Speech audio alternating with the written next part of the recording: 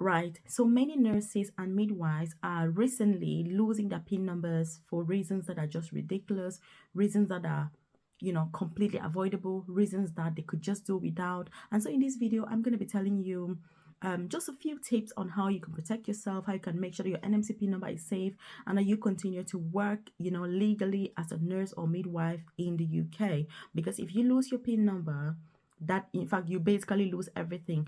And look, if you're an overseas nurse and you come to the UK and you lose your PIN number, I don't even want to get into the consequences of that and your visa and everything else. So this is a lot of trouble. This is a whole mess. And I've currently got people that I'm dealing with because they've gotten into all sorts of issues. And so I just want to advise you so that you don't fall into the same challenges or the same trouble or the same mess or the same whatever you want to call it.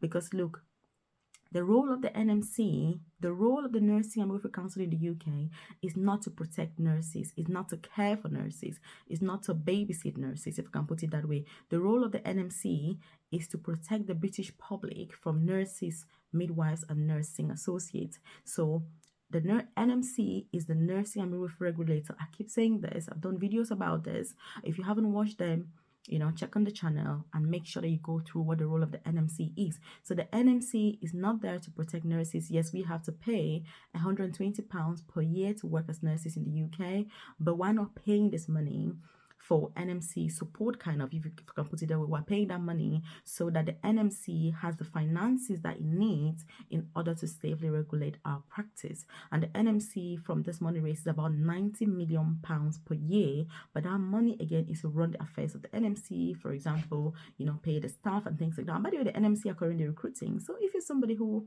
is thinking that you're able to bring up change, you're keen on diversity, they're saying, then it's worth applying for that position. Check the NMC website, you'll see it there. But back to the case of the video.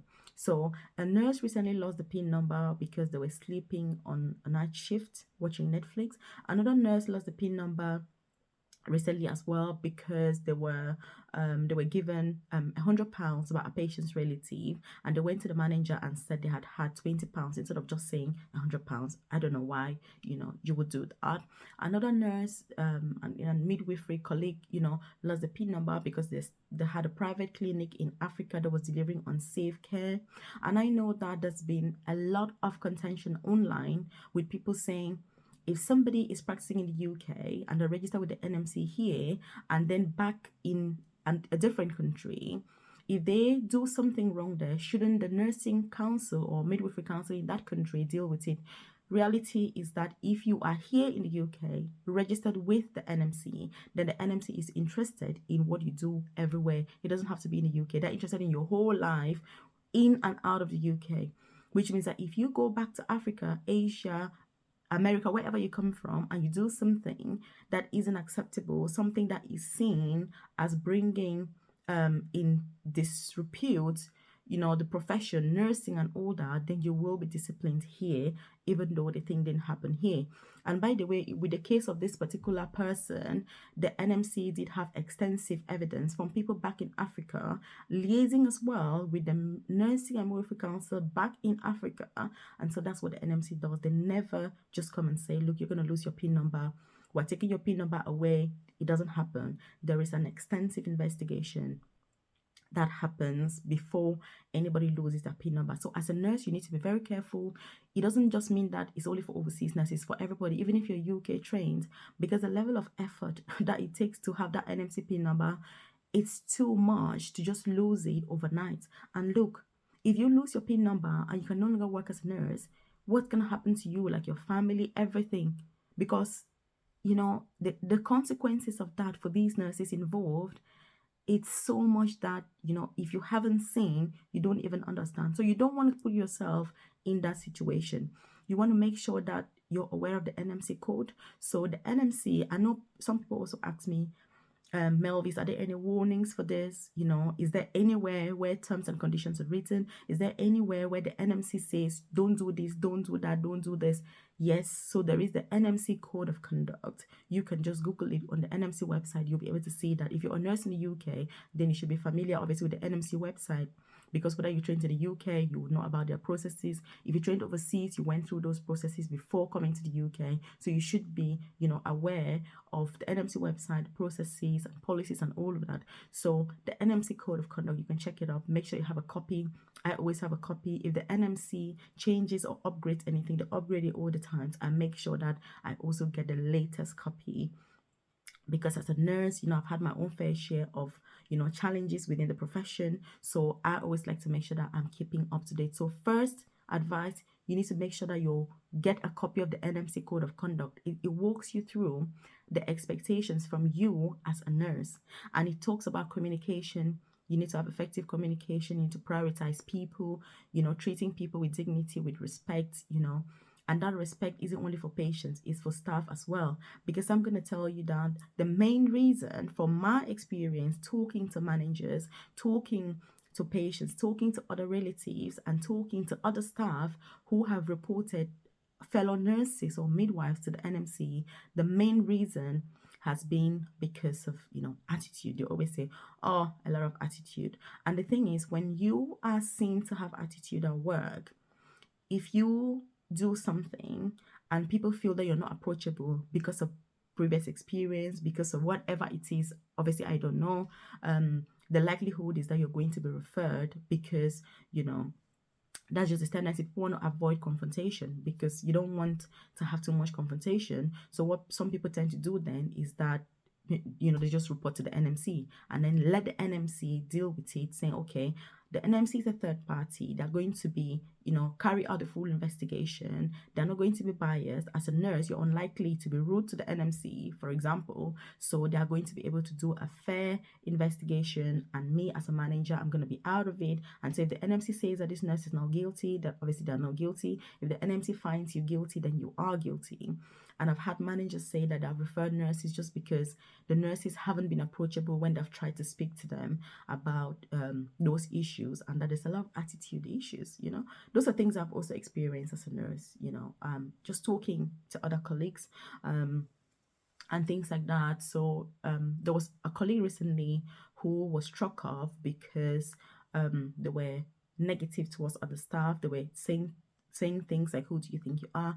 Things like that to people is not okay. It's not very professional. So you need to make sure that when you're talking to your colleagues, you're professional, you're polite, you're not bringing those signs of that kind of passive aggression kind of thing. You know what I mean? There are certain things that you do that you're not necessarily verbally responding to that person, but you're rude to the person. Just your attitude alone, it's just like, oh, I don't care, do whatever you want.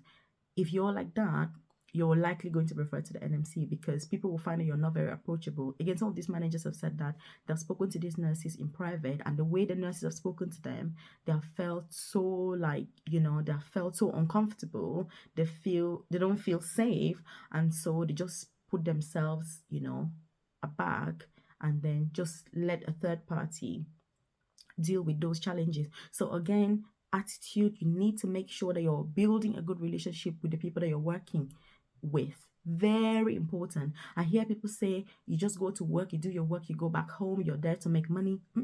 It doesn't work, because when challenges are going to come up, if you're referred to the NMC, and look, you can be referred to the NMC by anybody.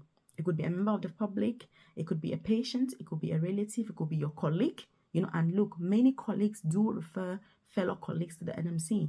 Rightly so, because that's the process. Anybody can refer any nurse, midwife, or nursing associate to the NMC. It doesn't have to be a patient or a manager or a relative. So most of the times when people are referred, it's not necessarily that it's management. No, it's just other people that I've seen and they're thinking, oh my God, I don't think this person should be a nurse. I don't think this person's behavior is acceptable. I don't think this person should be in such a profession. If anybody feels that way about you, they can refer you to the NMC. And look, the NMC encourages, everybody to come up to refer, malpractice, misconduct and things like that. So again, like I'm saying, it's not necessarily management that is reporting people, but you also have colleagues that are reporting fellow colleagues. So you want to make sure that you're building a good relationship at work. Yes, people are like, oh, I'm going to make money. No, you need to, yes, you're still going to be paid either way. If you behave better, it doesn't stop you being paid.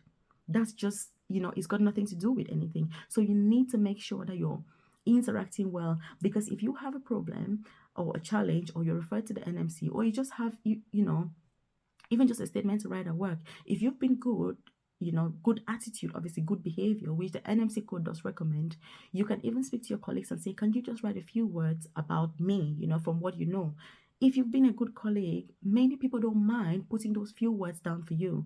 But if you haven't been, you're not going to get any support. You would not get any support, because you can only get out of a relationship what you're able and willing to put in. So you need to interact, you need to have a good relationship with your colleagues. You can't just be rude to people, ignore people, because when challenges come up, you're not going to have anybody that can stand for you.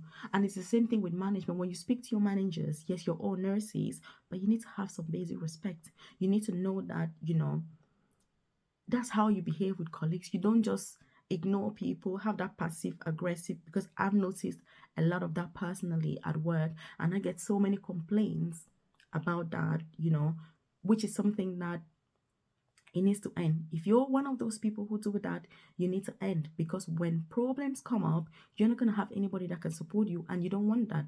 And then everybody ends up blaming the system, blaming everybody, blaming racism. No, everything is not about racism. When you behave properly, when you behave well, if you're referred to the NMC, people are going to support you. And look, majority of people that are reported to the NMC or refer to the NMC, they never lose their PIN numbers, because the NMC actually says that most of the cases don't need to, they don't need any action. The NMC does not do anything, because once they get all the information and they look at it, they're like, oh, this nurse is actually innocent. We don't need to do anything. And it just ends that way. So the cases of people that actually have hearings and go on to be struck off is because an investigation, thorough investigation, has taken place. It takes long. The NMC has evidence. The NMC does not sack or strike off a nurse without due diligence, without the evidence that they need, without doing a proper investigation. And as a nurse, you're not guilty, until proven, not guilty or whatever.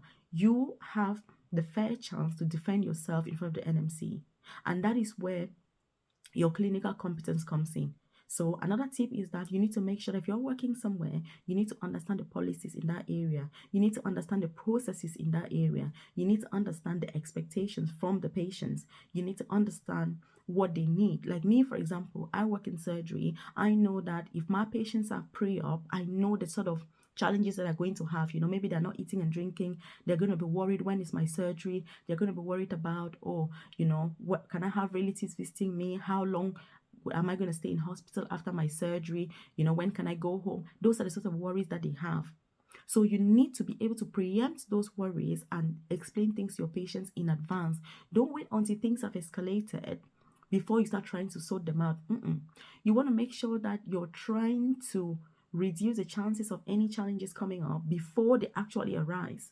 And this is where many nurses miss it. You need to make sure that you understand the area where you're working, because you're not just going to work for the sake of it. If you're working in an area that is not for you, if you don't like that area, my dear, you need to move. Find a place that you enjoy. Find a place where you enjoy working, so that you can take the time to study. And look, nursing is lifelong learning. The NMC says that nursing is lifelong learning. You can't say, oh, you're not going to do courses, you're not going to do this one, you don't want to do this, you don't want to. No, you need to be willing to continue learning, because evidence comes up every day. Again, evidence-based practice is part of the NMC code. You need to know the latest evidence. If you do the wrong thing, and it goes to the NMC and your patient comes to harm, you're not going to come out scot-free, because, trust, NHS or nursing homes or, wherever you're working, they are very good with updating policies when things change, but they're not very good with communicating those policies to us as professionals working there. But it is our duty, because we are accountable practitioners, to make sure that we understand what those policies are. For me, for example, working as a nurse prescriber is something that I really worry about, because I always make sure that I have my microcode downloaded on my phone. I've also got the BNF. If I'm prescribing, for example, a patient comes in with appendicitis, I've got a high white cell count, they've got a high CRP, I try to make sure that I check in case the guidance has changed, because guidance keeps on changing. I can't just say, oh, because I prescribed coamoxiclav yesterday, it's going to be the same today. No, it could have changed from coamoxiclav to coamoxiclav and metronidazole. And if I don't give that, if I don't prescribe that, it's going to come back to me. So Yes, mistakes happen. None of us is perfect, but we have to make sure that we're putting in the right effort to try and minimize the risk of those errors and mistakes happening. And the way you do this is by making sure that you understand your policies, you understand your guidance, you understand the area where you're working, you understand the expectations that patients have from you as well. You need to make sure that you know all this. You know, it's not your manager's duty and responsibility to make sure that you know everything that you need to know. No, it is your duty as an accountable professional to know what is expected of you. That's how it works. And that's why when you go to the NMC, you're going as an individual. You don't go to the NMC as a ward. You don't go to the NMC as a group. You don't go as, no. You're referred as an individual. And look, let me tell you, when you're referred to the NMC, it's not like your manager or anybody is going to be there. No, it's your responsibility. It's your own duty. So you need to make sure that you're checking your policies. The reason I'm really passionate about this is because, like I say, there's a lot going on. There's statements, things. People are literally just hanging on a tiny little needle from losing the pin numbers that I've worked so hard to get. So challenges are always going to come up, but as professionals, we need to make sure that we're doing our best. First, attitude. That's what I'm saying. You need to have a good attitude at work. It doesn't matter who you are at home. When you're at work, you need to respect everybody. There could be a cleaner, there could be, a consultant, it could be your manager, it could be a deputy manager, it could be a carer, healthcare assistant, support worker. You need to have the utmost respect for every single member of staff that you're working with. There's a lot going on regarding disrespect, regarding people having attitude and saying, oh, I'm just here to do my own thing. No, you're not. It's a professional environment. And it's not an acceptable behavior. So attitude. Second, NMC Code of Conduct. You need to have a copy of that. If you don't have it, I urge you to download it now, today, after you watch this video. And by the way, if you haven't subscribed to the channel, hit subscribe, turn on the notification button, because you want to be the first to be notified when I drop a new video. And then another thing is policies. You need to know all your trust policies, local policies, national policies, not only policies for your ward area, but policies for the patient group that you have on your ward. That's why I gave an example of me working in surgery and the expectation. If you work in cardiology, you need to know if a patient comes in and they're having, an MI, what can you be doing? Because that's going to be so helpful for that patient that is deteriorating. And so you need to make sure that you're keeping good company. Very important. You need to keep good company. You need to make sure that you're professional in how you're behaving at work. When you're sharing your ideas, you need to be very choosy. The things you're talking about. You need to know that if you commit a crime somewhere else, whether it's out of work, in work, the NMC is looking at you as an individual. The NMC is going to look at your behavior as an individual. So it doesn't matter whether you're at work, off duty, it's going to count towards that professional conduct. And if they're going to sack you, they're going to sack you either way. So you don't have to be at work for that thing to happen to mean that you're going to get sacked. No. And I'm saying this, if you're an overseas nurse, obviously because you haven't trained in the UK, you need to be extra vigilant on getting this code, understanding the code, communication, interactions, and all of these things, because it's going to really help you. Make sure that you're learning from the best people. Make sure that you're keeping good company. Very important, because your friends, your colleagues, your network are going to determine how successful you're going to be. You want to have a good, healthy mental health. You want to have people that are going to motivate you, people that are going to help you to thrive, people that are going to bring out the best in you. Because if you're having those people that are going to do the bad thing, and be like, oh, who cares? We're just here to do our own thing. No. If you're a nurse, you're not here to do your own thing. You're here to do the right thing.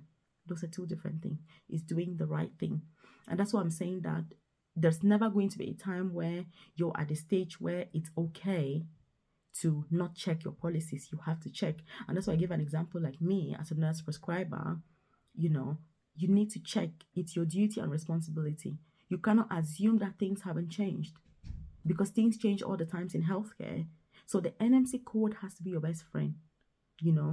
If you make a mistake, if you make an error, escalate it properly and promptly. Be open, don't try to hide, tell lies, because that is the main reason as well why people get struck off. When you try to hide, mistakes that have happened, it does not help. You need to be open about your mistakes. There's that duty of candor, which is a huge part of our profession. You need to go to your patients and say, look, Mr. Smith or Miss Smith, this is just a general name I'm using, you know, we're really sorry that this happened. It should not have happened. Things should have gone this way. That is what we should be doing. And look, when you're honest about things that have happened and you act promptly, professionally, and report things the way they should be, it shows that it's a mistake basically. But when you try to conceal things when they happen, which is the tendency, if you try to conceal things when they happen, then that's where you get into trouble. And I'm going to say, even the NMC has said that they are keen to take context into account, which means that the NMC is not going to just be like, oh yeah, I'm also going to strike you off. No, the NMC is going to take context into account, which means that if, for example, you've been of good character, that helps. If you've got evidence again from your colleagues that you've been a good person, you come to work on time, you're respectful, you treat people with dignity, with respect, empathy, that is going to help. If you're working in a high pressured environment, you're short staffed, that is going to help. But again, for those things to help, to come into your favor, you need to have done the right thing in the first place, which is escalating, reporting promptly when mistakes happen. Not trying to conceal evidence, not trying to conceal things, because you need to think about your patient as well. If you've given a drug to the wrong patient, that patient could have been allergic to that drug. That drug could interact with other things that patient is having. That drug can be harmful to that patient. So you want to come forward and escalate it. If your patient is unwell, as doctors always look for the evidence that, what's the news, what's this? As nurses, we're spending more time with patients. If you think something is not right, get someone else to see the patient. Because the NMC also talks about, prioritizing people, which also goes with, acting promptly. You need to act promptly as a professional. You don't want to let things escalate to the worst level before you come out and you're like, oh, by the way, something's happened. No, you need to be prompt. If you don't know, ask. There's always a senior nurse. If you're a junior nurse on the ward, there's always somebody who is senior that you can ask. You don't need to know everything. Obviously, none of us, there's none of us that actually knows everything. But it's about owning up. It's about acknowledging your limitations, coming out clean and strong and saying, can you help me with this? I'm not sure about this information. Can you help me? Can you support me with this particular aspect? That is what this is about. Coming out and saying, look, I've been struggling with, administering IVs. Can you just watch me one more time? If you haven't gone through the competency, get onto the study day so that you do it properly. If don't do things that you haven't been trained for, because specialist wards have certain skills that are kind of advanced specialist skills that you need to have had training to undertake those skills. You need to make sure that you are booked onto that training. If that training is not available for the next 2 years, don't carry out that skill, that task, until you have had the right training. Those are the ways that you can safeguard yourself. Those are the ways that you can act promptly. If the ward is short-staffed and you're the only person, for example, and you don't know how to do something, you're still not allowed to do it. You need to escalate it, because even if it's a night shift, there's always a duty manager, there's always a nurse in charge, there's always somebody that we can escalate to. So you need to make sure that you're understanding your policies, because the NMC, look, when things get to the NMC, they are going to be making sure that they get all the evidence, and if you haven't been doing things well, if you haven't been doing things properly, you're going to be in a lot of trouble, so you don't want to be so worried, so weary all the times about the NMC PIN number, because I speak to nurses every day that have got anxiety, about their PIN number. I'm like, why are you having this anxiety? What is happening? Which I completely understand, but you need to avoid that by having a good attitude, knowing your policies, understanding the NMC code, treating people, when I say people, I mean everybody in and out of work, with the utmost dignity and respect, that a human being rightfully deserves. You don't want to look down, because you're a carer, who do you think you are? Oh, because you're a deputy manager, who do you think you are? No, there's a lot of that going on. And that is going to contribute to why many people lose their PIN numbers. Not necessarily because of what you've done, but because of the attitude that you've got. So you need to make sure that you're integrating well, within the community of your ward area. You need to make sure that you are, a type of colleague that you would want to work with. Don't be a colleague from hell. Be the type of colleague that you want to work with. Don't be so difficult. Many nurses are just making life very difficult, not only for themselves, but for their other colleagues as well. You want to be that colleague that when people see your name, they see that, oh, Melvis is in today. They're like, oh, wow, I can't wait to go to work. You don't want to be a colleague where somebody sees your name on the off duty, they want to ring off sick. Mm-mm. You want to be the colleague where if you have a challenge, you have a problem in the future, you can say to your manager, you can say to your other colleagues, look, this has happened to me. Can you give me a statement, please? Can you write down a few words to say the type of person that I am? You're not asking people to say, oh, you're a good person. You're asking people to say who you are. And if you've been good, you've been helpful, you've blended well into the team, you've had a good personality, people are more than willing to do that. But if you've been, having attitude, snobbing at people, having the passive aggressive nature, nobody will be willing to do that. You won't even have the courage, to ask. So it's for your own good. If you're treating your colleagues well, if you're integrating well into the team, you're interacting with everybody within that team in a respectable manner. So, because you don't want to lose your PIN number after struggling, after working so hard, after making so many sacrifices, for something so flimsy, something so avoidable. And that's why, I'm so passionate about this. And by the way, if you haven't subscribed to the channel, do hit subscribe, turn on the notification button, because I'm all about nursing career progression in the UK. I've got a coaching and mentorship program where I support nurses with career progression, and just like the everyday nursing things that go on. So you do want to make sure that you check it out. Check the link in the description box below to find out more information about that program. If you're not a member yet, there's an opportunity for you to join, to make sure we continue to support you, continue to guide you, continue to mentor you, continue to coach you, so that you don't only become the nurse that you want to be, but you get to become the best version of yourself. Because look, in all of us, we can become the best versions of ourselves, but we just need that extra support sometimes. You just need that extra shoulder, that extra, you can do this, you've got this, in order to excel. So please, avoid all these errors, avoid all these complications, avoid bringing trouble onto yourself. Make sure that you get a copy of the NMC Code of Conduct, go through it. Every time it's updated, get the latest copy. Get a habit of getting it every single year. Maybe when you renew your NMC PIN number, which we have to do every year, this is really going to help you to keep up to date with what the NMC is doing, to be able to thrive, to be able to carry out your task, to get into your profession, love what you do. Nursing, we are in a very privileged position and in a very privileged profession where we have the ability to have a huge impact in the lives of our patients, lives of other people. So we should rightfully be able to enjoy what we do. Imagine if a nurse was caring for you and they say to you, oh, I hate what I do, oh, it's terrible being a nurse, and they just moan the entire time. How are you going to feel as a patient? But when you have a nurse who says, look, I work in this area because I love the area. This is why I came into nursing, I enjoy what I do. As a patient, there's that soothing effect that is going to have. There is that comfort that you're going to have from the words, from the warmth of that nurse. That is how you want to be. You don't want to be that you walk past and it's like, oh, I'm just here to give you 1 gram of paracetamol and leave because I've done my job. Who cares? No. You want to put yourself in the shoes of that patient. You want to be able to, how are you going to feel?